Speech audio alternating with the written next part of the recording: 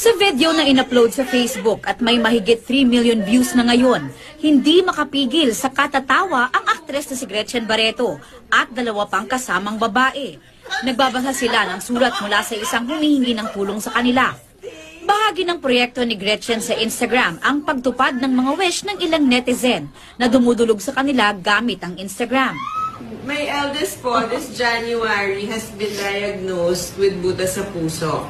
Sabi ng lumiham, may butas daw sa puso ang kanyang anak.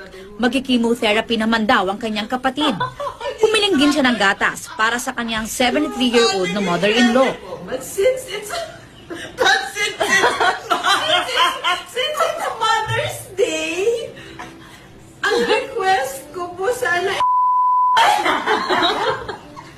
Mismong si Gretchen ang nag-upload ng video na ito noong Miyerkules, pero kalaunay binura rin.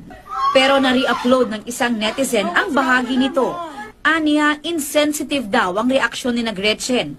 Kung tutulong lang naman daw sila, bakit daw pagtatawanan pa ang sender pati ang malinitong grammar? Umani rin ang batikos mula sa mga netizen ang ginawa ni na Gretchen. Pero may ilan ding nakapansin na baka raw kaya natatawa si na Gretchen ay dahil daw sa paligoy-ligoy at nakakalitong request ng letter sender. Sa ulat ng pep.ph,